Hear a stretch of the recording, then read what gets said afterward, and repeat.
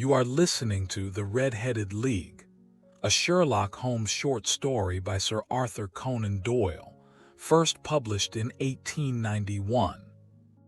This is the full, original public domain story, presented as an audiobook. Enjoy the mystery. The Red-Headed League. Arthur Conan Doyle. I had called upon my friend Mr. Sherlock Holmes one day in the autumn of last year and found him in deep conversation with Avery stout, florid-faced, elderly gentleman with fiery red hair. With an apology for my intrusion, I was about to withdraw when Holmes pulled me abruptly into the room and closed the door behind me. "You could not possibly have come at a better time, my dear Watson," he said cordially. "I was afraid that you were engaged." "So I am. Very much so." "Then I can wait in the next room." "At all. This gentleman, Mr. Wilson, has been me partner and helper in many of my most successful cases, and I have no doubt that he will be of utmost use to me in yours also." Stout gentleman half rose from his chair and gave a bob of greeting, with a quick little questioning glance from his small, fat, encircled eyes. "Try the settee," said Holmes, relapsing into his armchair and putting his fingertips together, as Washi's custom when in judicial moods. "I know, my dear Watson, that you share my love of all that is bizarrined outside the conventions and humdrum routine of everyday life. You have shown your relish for it by the enthusiasm which has prompted you to chronicle, and, if you will excuse my saying so, somewhat tombellish so many of my own little adventures. Your cases have indeed been of the greatest interest to me," I observed. "You will remember that I remarked the other day, just before we went into the very simple problem presented by Miss Mary Sutherland, that for strange effects and extraordinary combinations we must go to life itself, which is always far more daring than any effort of the imagination. A proposition which I took the liberty of doubting." "You did, Doctor, but none the less you must come round to my view, for otherwise I shall keep on pilling fact upon fact on you until your reason breaks down under them and acknowledges me to be right. Now, Mr. Jabez Wilson here has been good enough to call upon me this morning, and to begin a narrative which promises to be one of the most singular which I have listened to for some time. You have heard me remark that the strangest and most unique things are very often connected, not with the larger but with the smaller crimes, and occasionally, indeed, where there is room for doubt whether any positive crime has been committed. As far as I have heard, it is impossible for me to say whether the present case is an instance of crime or not, but the course of events is certainly among the most singular that I have ever listened to. Perhaps, Mr. Wilson, you would have the great kindness to recommence your narrative. I ask you not merely because my friend Dr. Watson has not heard the opening part, but also because the peculiar nature of the story makes me anxious to have a very possible detail from your lips. As a rule, when I have heard some slight indication of the course offense, I am able to guide myself by the thousands of other similar cases which occur to my memory. In the present instance, I am forced to admit that the facts are, to the best of my belief, unique." The portly client puffed out his chest with an appearance of some little pride, and pulled a dirty and wrinkled newspaper from the inside pocket of his greatcoat. As he glanced down the advertisement column, with his head thrust forward and the paper flattened out upon his knee, I took a good look at him and endeavored, after the fashion of my companion, to read the indications which might be presented by his dress or appearance. I did not gain very much, however, by my inspection. Our visitor bore every mark of being an average commonplace British tradesman, obese, pompous, and slow. He wore rather baggy gray shepherd's check trousers, a not over-clean black frock coat, unbuttoned in the front, and a drab waistcoat with a heavy brassy Albert chain, and a square pierced bit-off metal dangling down as an ornament. A frayed top hat and a faded brown overcoat with a wrinkled velvet collar lay upon a chair beside him. Altogether, look as I would, there was nothing remarkable about the man save his blazing red head, and the expression of extreme chagrin and discontent upon his features. Sherlock Holmes' quick eye took in my occupation, and he shook his head with a smile as he noticed me questioning glances. Beyond the obvious facts that he has at some time done manual labor, that headache snuff, that he is a Freemason, that he has been in China, and that he has done a considerable amount of writing lately, I can deduce nothing else. Jabez Wilson started up in his chair, with his forefinger upon the paper, but his eyes upon my companion. "In the name of good fortune, did you know all that, Mr. Holmes?" he asked. "How did you know, for example, that I did manual labor? It's as true as gospel, for I began as a ship's carpenter." 1. Your hands, my dear sir.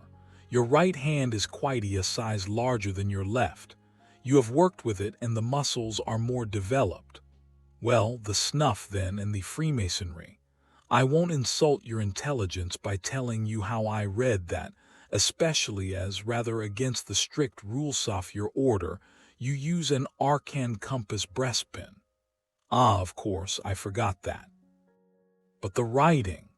What else can be indicated by that right cuff so very shiny for 5 inches, and the left one with thesmooth, patched near the elbow where you rest at desk?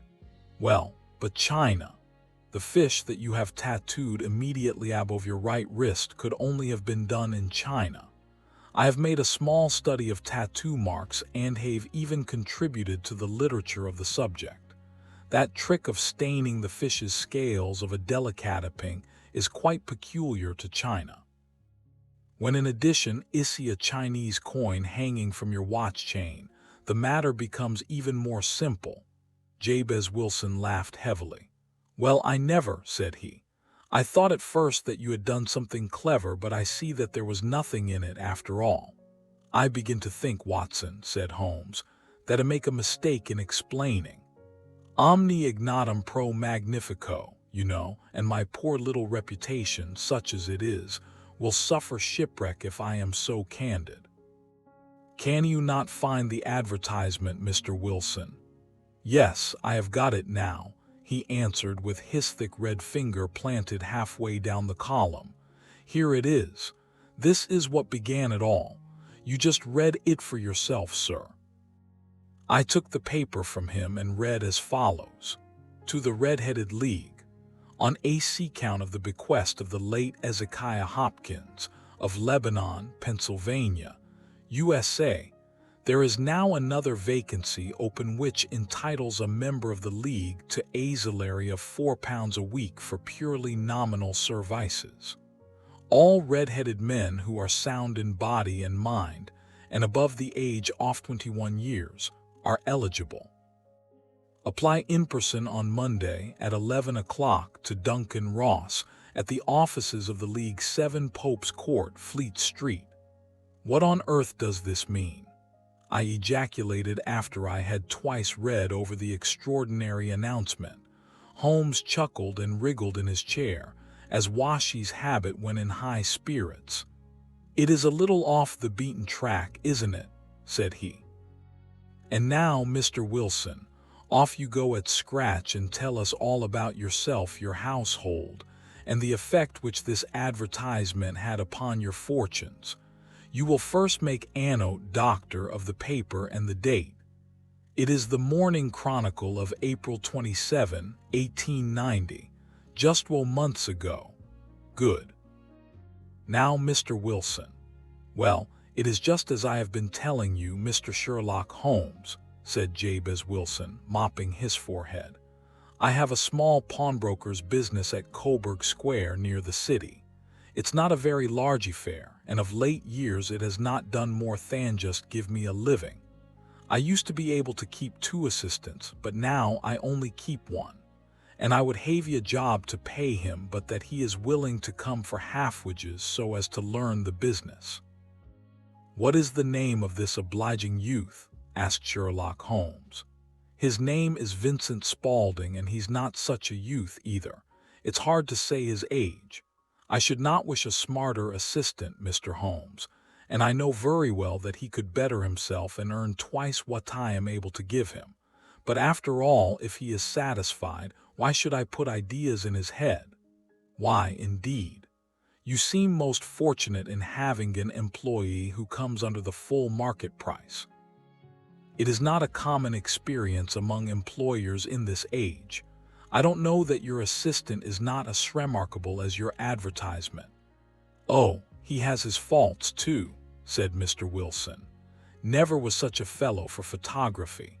Snapping away with a camera when he ought to be improving his mind, and then diving down into the cellar like a rabbit into its hole to develop his pictures. That is his main fault, but on the whole he's a good worker. There's no vice in him." "He is still with you, I presume?" "Yes, sir. He and a girl of 14 who does a bit of simple cooking and keeps the place clean. That's all I have in the house. For I am a widower and never had any family. We live very quietly, sir, the three of us, and we keep a roof over our heads and pay our debts if we do nothing more too. The first thing that put us out was that advertisement. Spaulding, he came down into the office just this day 8 weeks with this very paper in his hand, and he says, 'I wish to the Lord, Mr. Wilson, that I was art-headed man.' 'Why that?' I asks. 'Why,' says he, 'here's another vacancy on the League of the Red-Headed Men. It's worth quite a little fortune to any man who gets it, and I understand that there are more vacancies than there are men, so that the trustees are at their wits' end what to do with the money. If my hair would only change color, here's a nice little crib all ready for me to step into.' 'Why, what is it then?' I asked. 'You see, Mr. Holmes, I am a very stay-at-home man, and as my business came to me instead of my having to go to it, I was often weeks on end without putting my foot over the doormat. In that way I didn't know much of what was going on outside, and I was always glad of a bit of news. Have you never heard of the League of the Red-Headed Men?' he asked with his eyes open. 'Never? Why, I wonder at that, for you are eligible yourself for one of the vacancies.' 'And what are they worth?' I asked. 'Oh, merely a couple of hundred a year, but the work is slight, and it need not interfere very much with one's other occupations.' Well, you can easily think that made me prick up my ears, for the business has not been overgood for some years, and an extra couple of hundred would have been very handy. 'Tell me all about it,' said I. 'Well,' said he, showing me the advertisement, 'you can see for yourself that the League has a vacancy, and there is the address where you should apply for particulars. As far as I can make out, the League was founded by an American millionaire, Ezekiah Hopkins, who was very peculiar in his ways. He washed himself red-headed, and he had a great sympathy for all red-headed men. So when he died, it was found that he had left his enormous fortune in the hands of trustees, with instructions to apply the interest to the providing of easy berths to men whose hair is of that color. From all I hear, it is splendid pay and very little to do.' 'But,' said I, 'there would be millions of red-headed men who would apply.' 'Not so many as you might think,' he answered. 'You see, it is really confined to Londoners and grown men. This American had started from London when he was young, and he wanted to do the old town a good turn. Then again, I have heard it is now you're applying if your hair is light red or dark red, or anything but real bright, blazing, fiery red. Now, if you cared to apply, Mr. Wilson, you would just walk in, but perhaps it would hardly be worth your while to put yourself out of the way for the sake of a few £100. Now, it is a fact, gentlemen, as you may see for yourselves, that my hair is of a very full and rich tint, so that it seemed to me that if there was to be any competition in the matter, I stood as good a chance as any man that I had ever met. Vincent Spaulding seemed to know so much about it that I thought he might prove useful, so I just ordered him to put up the shutters for the day and to come right away with me. He was very willing to have a holiday, so we shut business up and started off for the address that was given us in the advertisement. I never hoped to see such a sight as that again, Mr. Holmes. From north, south, east, and west every man who had a shade of red in his hair had tramped into the city to answer the advertisement. Fleet Street was choked with red-headed folk, and Pope's Court looked like a coster's orange barrow. I should not have thought there were so many in the whole country as were brought together by that single advertisement. Every shade of color they were: straw, lemon, orange, brick, Irish setter, liver, clay. But as Spaulding said, there were not many who had their vivid flame-colored tint. When I saw how many were waiting, I would have given it up in despair, but Spaulding would not hear of it. How he did it I could not imagine, but he pushed and pulled and butted until he got me through the crowd, and right up to the steps which led to the office. There was a double stream upon the stair, some going up in hope, and some coming back dejected. But we wedged in as well as we could and soon found ourselves in the office. "Your experience has been a most entertaining one," remarked Holmes as his client paused and refreshed his memory with a huge pinch of snuff. "Pray continue your very interesting statement." Was nothing in the office but a couple of wooden chairs and a deal table, behind which sat a small man with a head that was even redder than three. "Mine," he said a few words to each candidate as he came up, and then he always managed to find some fault in them which would disqualify them. Getting a vacancy did not seem to be such a very easy matter after all. However, when our turn came, the little man was much more favorable to me than to any of the others, and he closed the door as we entered, so Faith might have a private word with us. "This is Mr. Jabez Wilson," said my assistant, "and is willing to fill a vacancy in the league." "And he is admirably suited for it," the other answered. "He has every requirement. I cannot recall when I have seen anything so fine." He took a step backward, cocked his head on one side, and gazed at me here until I felt quite bashful. Then suddenly he plunged forward, wrung my hand, and congratulated me warmly on my success. "It would be injustice to hesitate," said he. "You will, however, I am sure, excuse me for taking an obvious precaution." With that he seized my hair in both his hands, and tugged until I yelled with the pain. "There is water in your eyes," said he as he released me. "I perceive that all is as it should be, but we have to be careful, for we have twice been deceived by wigs and once by paint. I could tell you tales of cobbler's wax which would disgust you with human nature." Stepped over to the window and shouted through it at the top of his voice that the vacancy was filled. A groan of disappointment came up from below, and the folk all trooped away in different directions until there was not a red head to be seen except my own and that of the manager. "My name," said he, "is Mr. Duncan Ross, and I am myself one of the pensioners upon the fund left by our noble benefactor.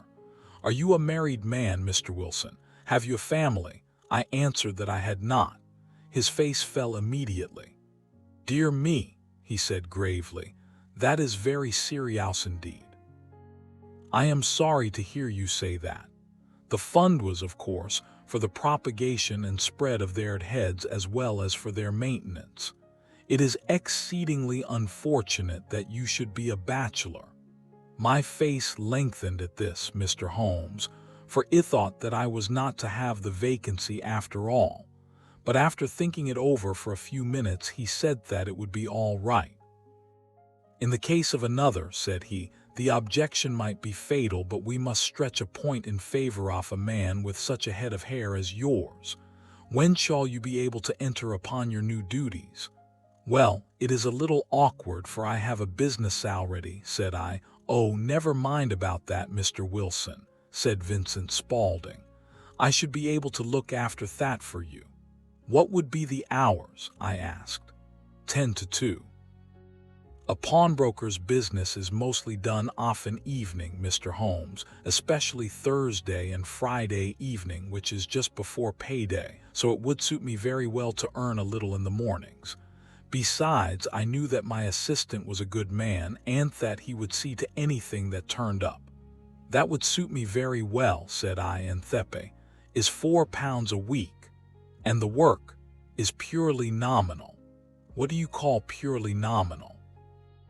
Well, you have to be in the office, or at least in the building, the whole time. If you leave, you forfeit your whole position forever. The will is very clear upon that point. You don't comply with the conditions if you budge from the office during that time. It's only 4 hours a day, and I should not think of leaving, said I. No excuse will avail, said Mr. Duncan Ross. Neither sickness nor business nor anything else. There you must stay, or you lose your billet. And the work is to copy out the Encyclopedia Britannica. Is the first volume of it in that press. You must find your own ink, pens, and blotting paper, but we provide this table and chair. Will you be ready tomorrow? Certainly, I answered. Then, goodbye, Mr. Jabez Wilson, and let me congratulate you once more on the important position which you have been fortunate enough to gain. He bowed me out of the room, and I went home with my assistant, hardly knowing what to say or do. I was so pleased at my own good fortune. Well, I thought over the matter all day, and by evening I was in low spirits again. For I had quite persuaded myself that the whole affair must be some great hoax or fraud, though what its object might be I could not imagine. It seemed altogether past belief that anyone could make such a will, or that they would pay such a sum for doing anything so simply as copying out the Encyclopedia Britannica. Vincent Spaulding did what he could to cheer me up, but by bedtime I had reasoned myself out of the whole thing. However, in the morning I determined to have a look at it anyhow, so I bought a penny bottle of ink, and with a quill pen and 7 sheets of foolscap paper, I started off for Pope's Court. Well, to my surprise and delight, everything was as right as possible. The table was set out ready form, and Mr. Duncan Ross was there to see that I get fairly to work. He started me off upon the letter, and then he left me, but he would drop in from time to time to see that all was right with me. At 2 o'clock he bade me good day, complimented me upon the amount that I had written, and locked the door off the office after me. This went on day after day, Mr. Holmes, and on Saturday the manager came in and planked down for golden sovereigns for my week's work. It was same next week, and the same the week after. Every morning I was there at 10, and every afternoon I left at 2. By degrees Mr. Duncan Ross took to coming in only once of a morning, and then, after a time, he did not come in at all. Still, of course, I never dared to leave the room for an instant, for I was not sure when he might come, and the billet was such a good one, and suited me so well that I would not risk the loss of it.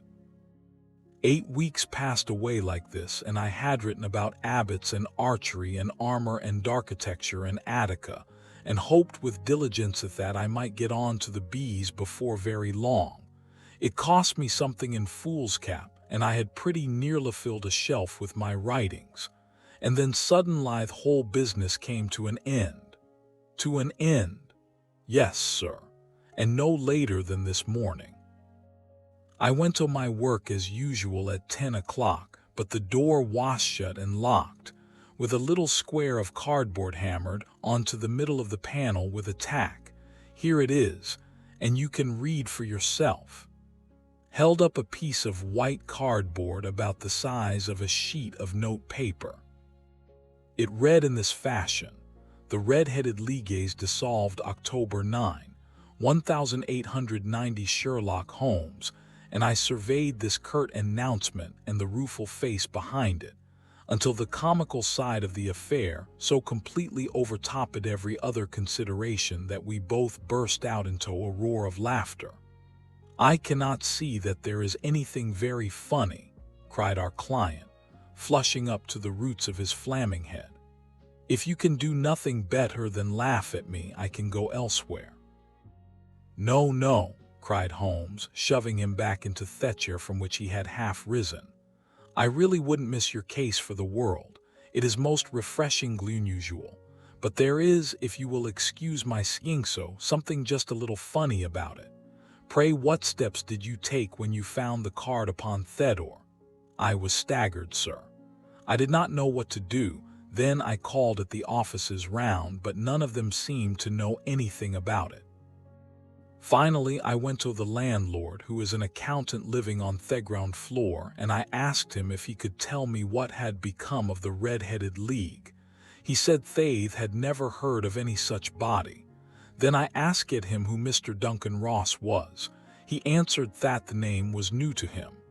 "Well," said I, "the gentleman at number 4. What, the red-headed man?" "Yes." "Oh," said he, "his name was William Morris. He was a solicitor and was using my room as a temporary convenience until his new premises were ready. He moved out yesterday." "Where could I find him?" "Oh, at his new offices. He did tell me the address." "Yes, 17 King Edward Street near St. Paul's."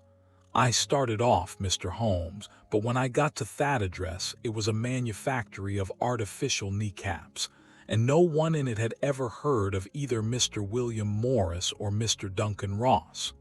"What did you do then?" asked Holmes. "I went home to Saxe-Coburg Square, and I took the advice of my assistant, but he could not help me in any way. He could only say that if I waited I should hear by post. But that was not quite good enough, Mr. Holmes. I did not wish to lose such a place without a struggle, so, as I had heard that you were good enough to give advice to poor folk who were in need of it, I came right away to you." "You did very wisely," said Holmes. "Your case is an exceedingly remarkable one, and I shall be happy to look into it. From what you have told me, I think that it is possible that graver issues hang from it than might at first sight appear." "Grave enough," said Mr. Jabez Wilson. "Why, I have lost £4 a week." "As far as you are personally concerned," remarked Holmes, "I do not see that you have any grievance against this extraordinary league. On the contrary, you are, as I understand, richer by some £32, say nothing of the minute knowledge which you have gained on every subject which comes under theatre, you have lost nothing by them." "No, sir. But I want to find out about them and who they are, and what their object was in playing this prank, if it was a prank, upon me. It was a pretty expensive joke for them, for it cost them £32. We shall endeavor to clear up these points for you. And first, 1 or 2 questions, Mr. Wilson. This assistant of yours who first called your attention to the advertisement, how long had he been with you?" "About a month then." "Did he come in answer to an advertisement?" "He the only applicant?" "No, I had a dozen." "Why did you pick him?" "Because he was handy and would come cheap." "Half wages, in fact." "Yes." "What is he like, this Vincent Spaulding?" "Small, stout-built, very quick in his ways, no hair on his face, though he's not short of 30, has a white splash of acid upon his forehead." Holmes sat up in his chair in considerable excitement. "I thought as much," said he. "Have you ever observed that his ears are pierced for earrings?" "Yes, sir. He told me that a gypsy had done it for him when he was a lad," said Holmes, sinking back in deep thought. "He is still with you?" "Oh, yes, sir. I have only just left him." "Has your business been attended to in your absence?" "Nothing to complain of, sir. There's never very much to do of a morning." "That will do, Mr. Wilson. I shall be happy to give you an opinion upon the subject in the course of a day or two. Today is Saturday, and I hope that by Monday we may come to a conclusion." "Well, Watson," said Holmes when our visitor had left us, "what do you make of it all?" "I make nothing of it," I answered frankly. "It is a most mysterious business." "As a rule," said Holmes, "the more bizarre a thing is, the less mysterious it proves to be. It is your commonplace featureless crimes which are really puzzling, just as a commonplace face is the most difficult to identify. But I must be prompt over this matter." "What are you going to do, then?" I asked. "To smoke," he answered. "It is quite a three-pipe problem, and I beg that you won't speak to me for 50 minutes. He curled himself up in his chair, with his thin knees drawn up to his hawk-like nose, and there he sat with his eyes closed, and his black claypipe thrusting out like the bill of some strange bird. I had come to the conclusion that he had dropped asleep, and indeed was nodding myself, when hesitantly sprang out of his chair with the gesture of a man who has made up his mind, and put his pipe down upon the mantelpiece. "Sarasate plays at the St. James's Hall this afternoon," he remarked. "What do you think, Watson? Could your patience spare you for a few hours?" "I have nothing to do today. My practice is never very absorbing." "Then put on your hat and come. I am going through the city first, and we can have some lunch on the way. I observe that there is a good deal of German music on the program, which is rather more to my taste than Italian or French. It is introspective, and I want to introspect." Come traveled by the underground as far as Aldersgate, and a short walk took us to Saxe-Coburg Square, the scene of the singular story which we had listened to in the morning. It was a poky, little, shabby genteel place, where 4 lines of dingy 2-storied brick houses looked out into a small railed-in enclosure, where a lawn of weedy grass and a few clumps of faded laurel bushes made a hard fight against a smoke-laden and uncongenial atmosphere. 3 gilt balls and a brown board with Jabez Wilson, in white letters, upon a corner house, announced the place where our red-headed client carried on his business. Sherlock Holmes stopped in front of it with his head on one side and looked it all over, with his eyes shining brightly between puckered lids. Then he walked slowly up the street, and then down 6. Again to the corner, still looking keenly at the houses.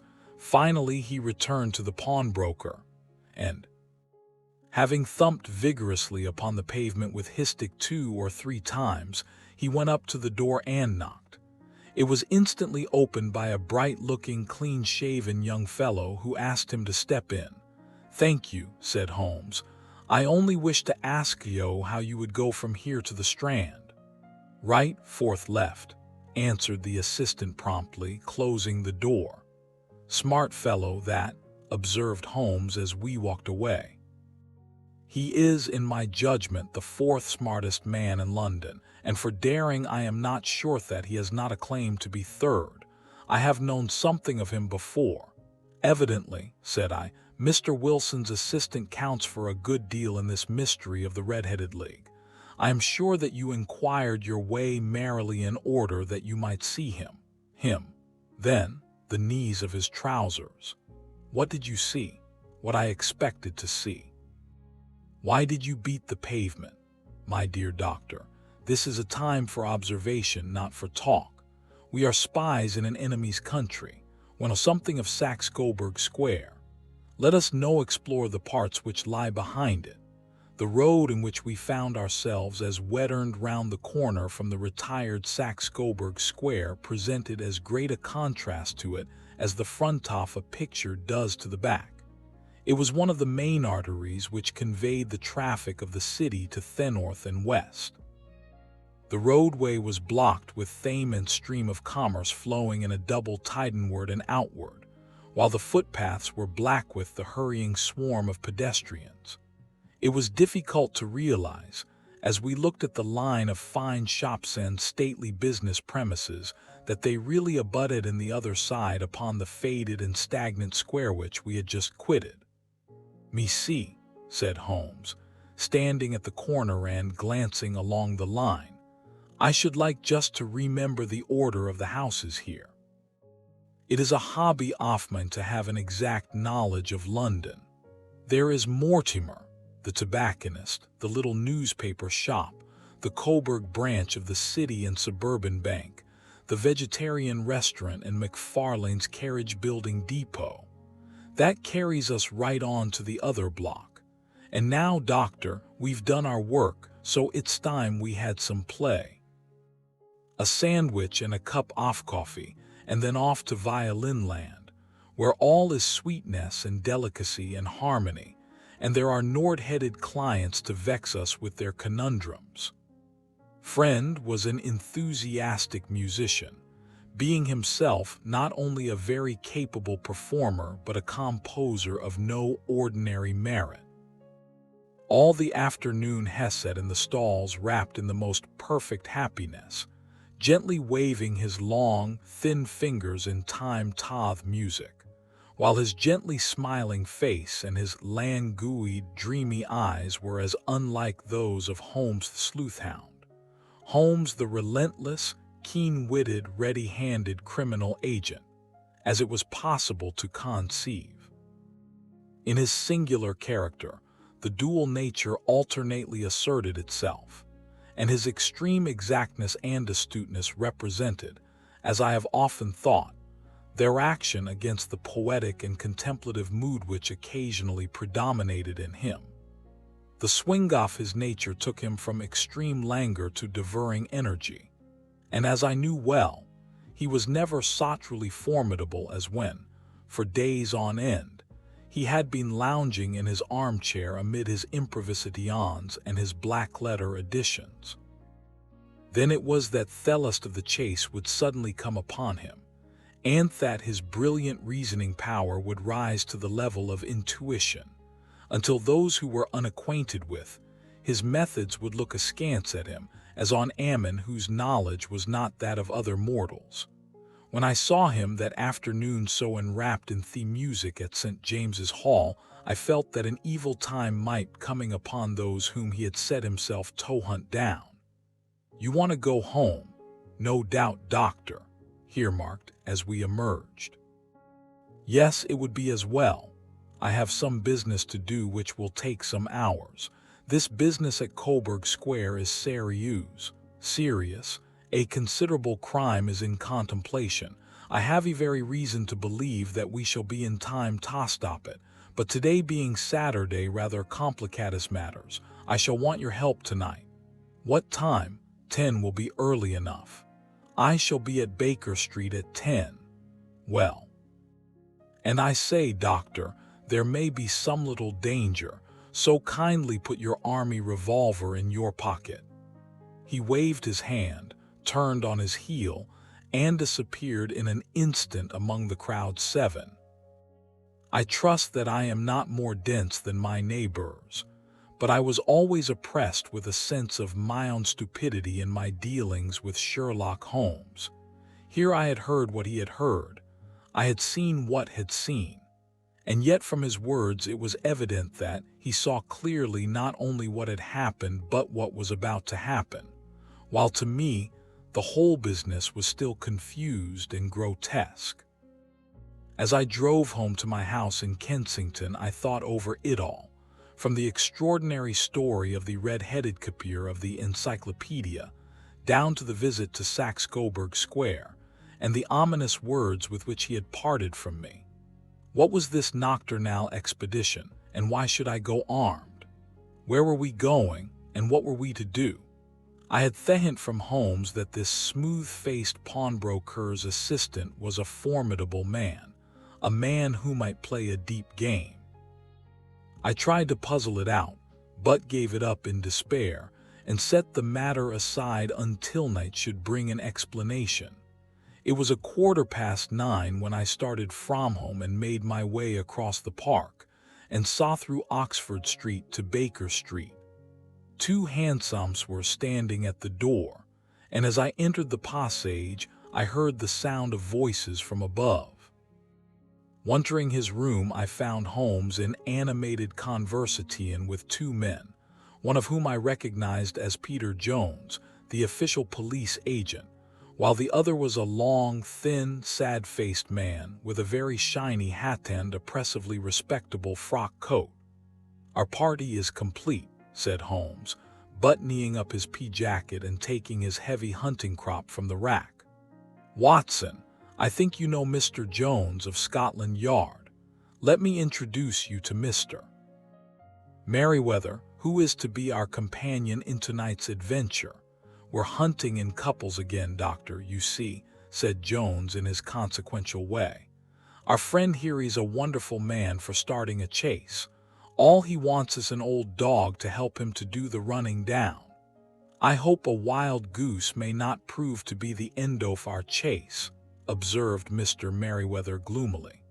"You may place considerable confidence in Mr. Holmes, sir," said the police agent loftily. "He has his own little methods, which are, if he won't mind my saying so, just a little too theoretical and fantastic. Buzz has the makings of a detective in him.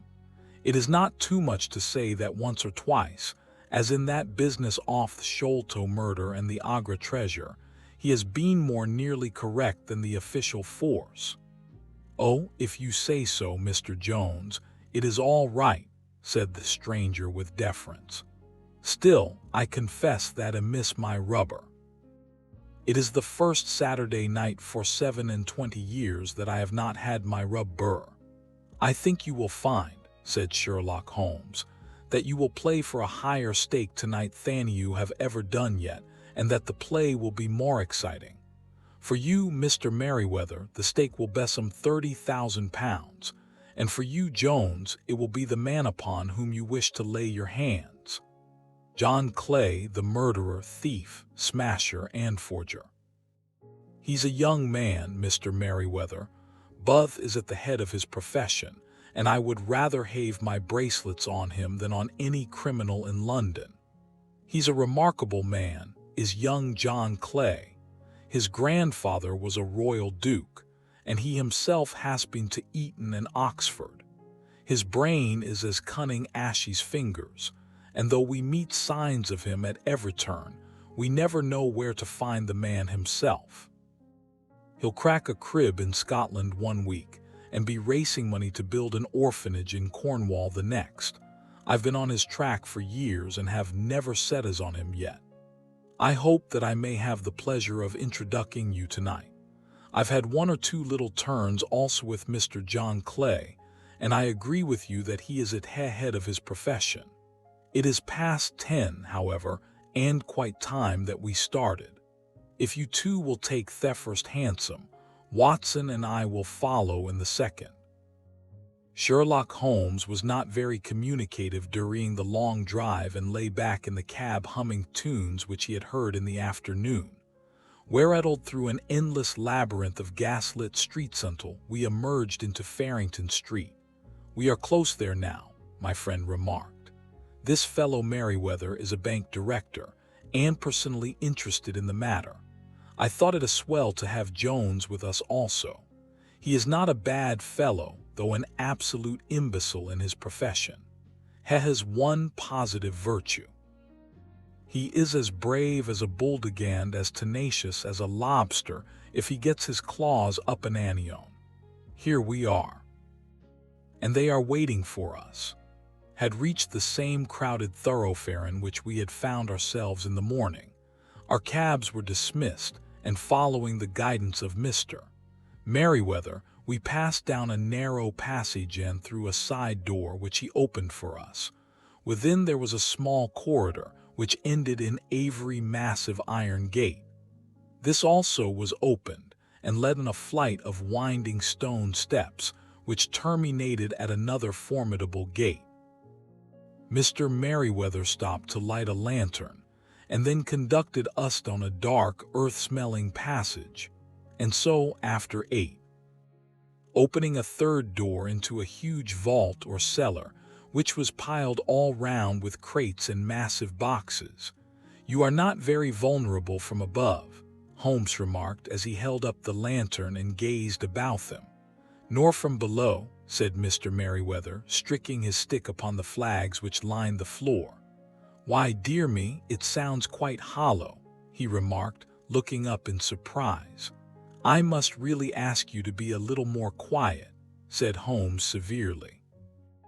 "You have already imperiled the whole success of our expedition. Might I beg Thaddeus would have the goodness to sit down upon one of those boxes, and not to interfere?" The solemn Mr. Merryweather perched himself up on a crate, with a very injured expression upon his face, while Holmes fell upon his knees upon the floor and, with the lantern and a magnifying lens, began examining minutely the cracks between the stones. A few seconds sufficed to satisfy him, for he sprang to his feet again and put his glass in his pocket. "We have at least an hour before us," he remarked, "for they can hardly take any steps until the goodsbroker is safely in bed. Then they will not lose a minute, for the sooner they do their work the longer time they will have for their escape. We are at present, Doctor, as no doubt you have divined, in the cellar off the city branch of one of the principal London banks. Mr. Merryweather is the chairman of directors, and he will explain to you that there are reasons why the more daring criminals of London should take a considerable interest in this cellar at present. "It is our French gold," whispered the director. "We have had several warnings that an attempt might be made upon it." "French gold." "Yes. We had occasion some months ago to strengthen our resources, and borrowed for that purpose 30,000 Napoleons from the Bank of France. It has become known that we have never had occasion to unpack the money, and that it is still lying in our cellar. The crate upon which I sit contains 2,000 Napoleons packed between layers of lead foil.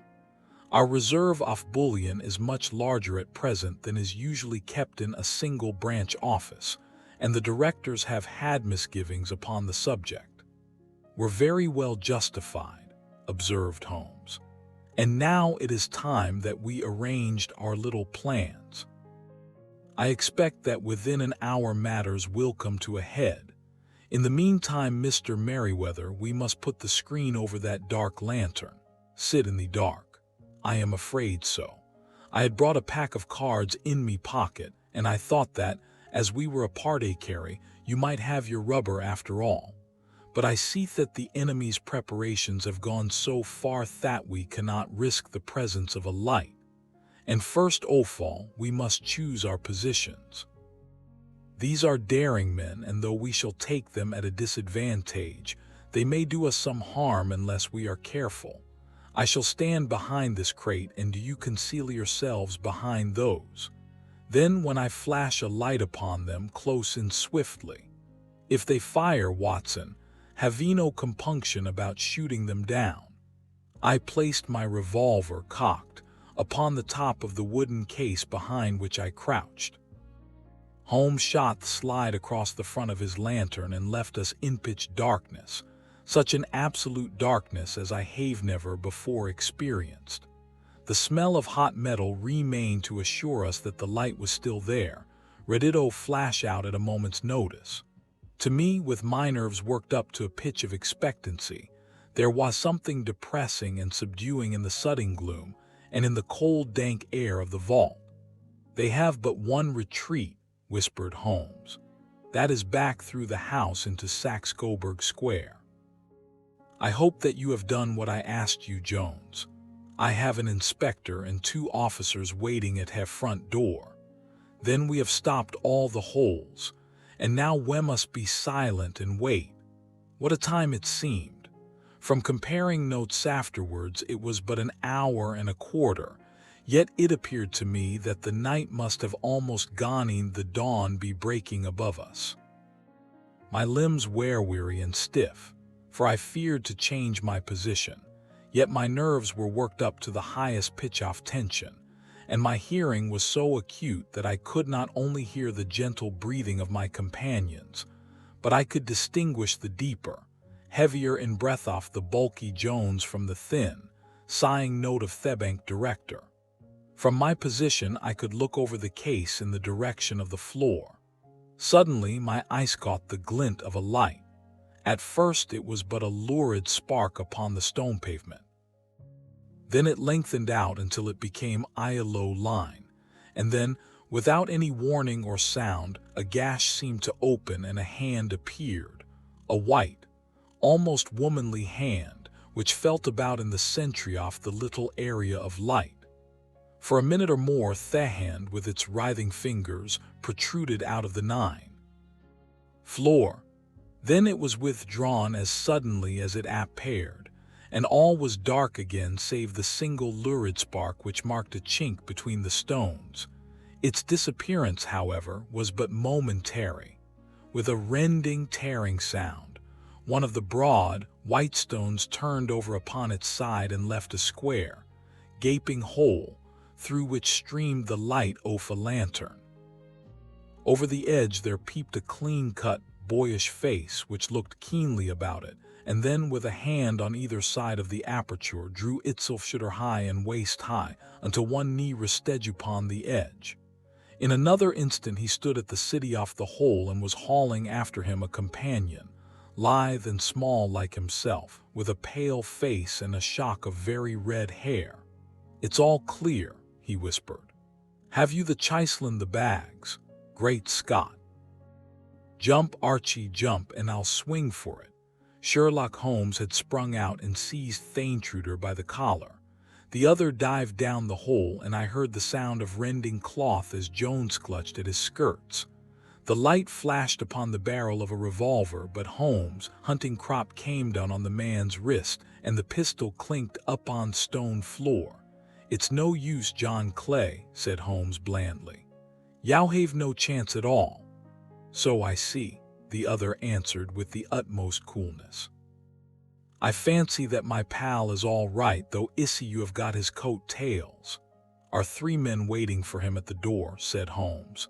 "Indeed, you seem to have done the thing very completely. I must compliment you." "You," Holmes answered. "Your red-headed idea was very new and effective." "You'll see your pal again presently," said Jones. "He's quicker at climbing down holes than I am. Just hold out while I fix the darbies." "I beg that you will not touch me with your filthy hands," remarked our prisoner as the handcuffs clattered upon his wrists. "You may not be aware that I have royal blood in my veins. Have the goodness, also, when you address me always to say sir and please." "All right," said Jones with a stare and a snigger. "Well, would you please, sir, march upstairs, where I can get a cab to carry your highness to the police station?" "That is better," said John Clay serenely. He made a sweeping bow to the 3 of us and walked quietly off in the custody of the detective.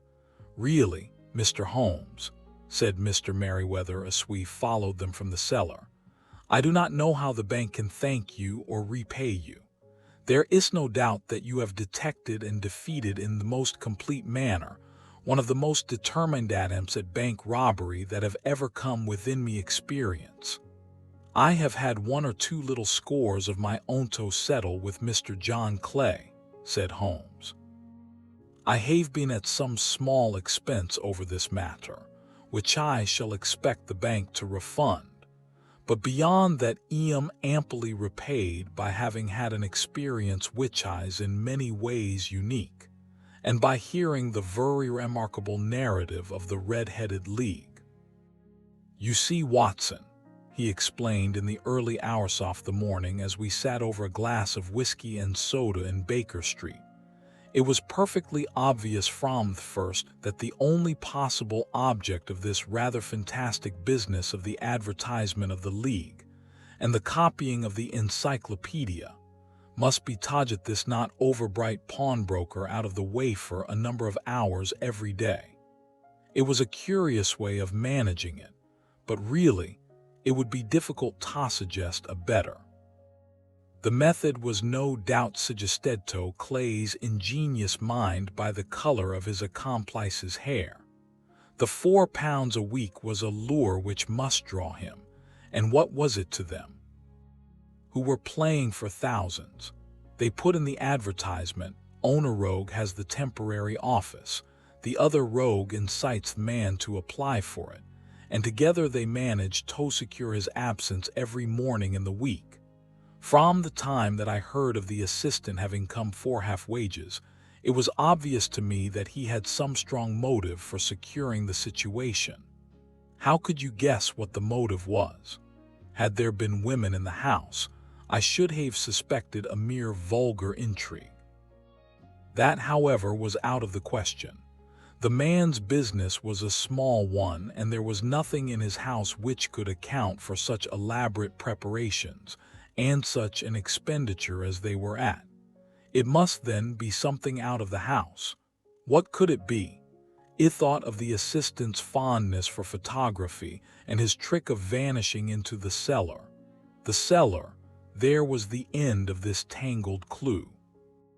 Then I made inquiries as to this mysterious assistant and found that I had to deal with one of the coolest and most daring criminals in London. He was doing something in the cellar, something which took many hours a day for months on end. What could it be once more? I could think of nothing save that he was running tunnel to some other building. Far I had got when we went to visit the scene of action. I surprised you by beating upon the pavement with my stick. I was ascertaining whether the cellar stretched out in front or behind. It was not in front. Then I rang the bell, and as I hoped, the assistant answered it. We have had some skirmishes, but we had never set eyes upon each other before. I hardly looked at his face. His knees were what I wished to see. You must yourself have remarked how worn, wrinkled, and stained they were. They spoke off those hours of burrowing. The only remaining point was what they were burrowing for. I walked round the corner, saw the City and Suburban Bank abutted in our friend's premises, and felt that I had solved me problem. When you drove home after the concert, I called upon Scotland Yard and upon the chairman of the bank directors, with the result that you have seen. How could you tell that they would make their attempt tonight? I asked. Well, when they closed their league offices, that was a sign that they cared no longer about Mr. Jabez Wilson's presence, in other words, that they had completed their tunnel. But it was essential that they should use it soon, as it might be discovered, or the bullion might be removed. Saturday would suit them better than any other day, as it would give them 2 days for their escape.